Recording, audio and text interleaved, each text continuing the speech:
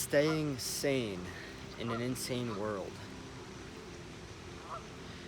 Jiddu Krishnamurti, I tried to say that as best as I could, by the way.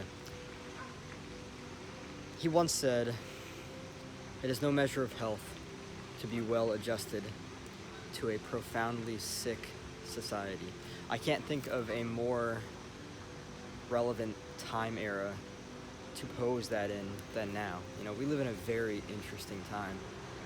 And, looking at the nature around me, I reflect on how much we're depleting this planet of its natural resources.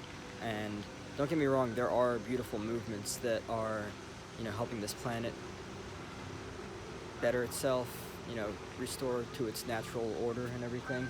But we still have a very profound impact on the planet. And that's all part of this because, from which we came, we shall remain. I think that's a good quote to use, honestly. Basically, it's saying, we came from nature and we will go back to nature. We are all impermanent. That's kind of out there, so I'm going to stick with what I was saying before. It is no measure of good health to be well adjusted to a profoundly sick society. What does this mean, aside from the fact that we're depleting the heck out of this planet and its natural resources? It means that we are unconsciously on autopilot buying into all of these very unconscious ways of living.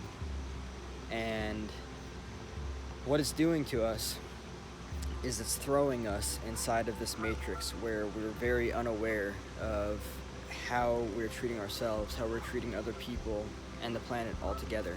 And we're suffering, other people are suffering, and the planet is suffering as a result of it. It is no measure of good health to be well adjusted to a profoundly sick society. I'm just going to say it this way. People will care more about the fact that they are balding rather than their character, who they are on the inside. This beautiful spirit that we are all one of, that we all contribute to, and that we have the ability to transform the world with altogether. And it's just, there's some people chasing geese. It's ridiculous. I love how I'm talking about well-adjusted to a profoundly sick society, and there are people chasing geese. So, with that said, what I think is interesting about this theory is that, like I said, we focus more on,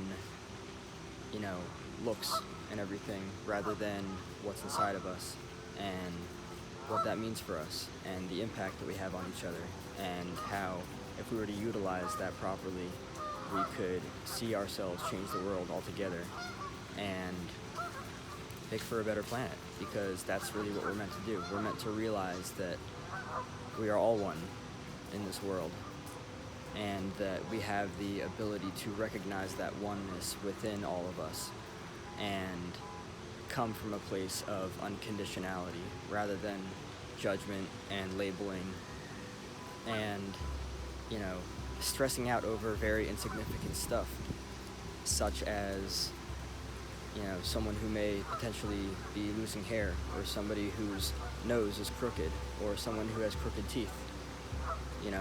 These different things we focus more on because they're the first things that appear to us when we meet people.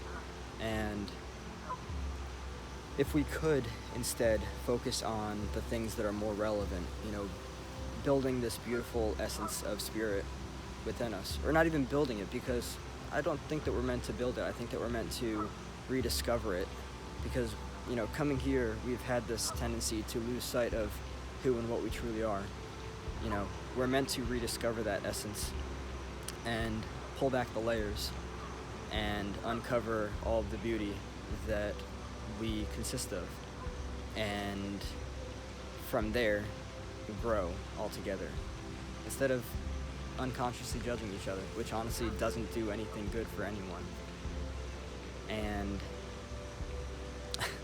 I'm glad that those guys walked by, because filming, for me, I really enjoy filming, but getting over public filming is something that, you know, I need to challenge myself to do. And instead of pressing the stopping of the record button, you guys didn't see, but there were a few gentlemen that walked on the other side of the camera, and it did definitely make me feel awkward at first, but then I just remembered, you know, to keep talking about what I was talking. But truly, what we need to do to, you know, on behalf of this idea of staying sane in an insane world, is we've got to remember who and what we truly are. This beautiful essence of spirit, all in one. You know, there is no separation. We are all divine, and we are all limitlessly beautiful. And that's all part of this journey, and we're awakening to that. So if you'd like to leave a comment below, let's start a discussion on this behalf. Subscribe if you haven't yet, and thanks so much for stopping in to my channel and checking out this video. Have a great day. Peace.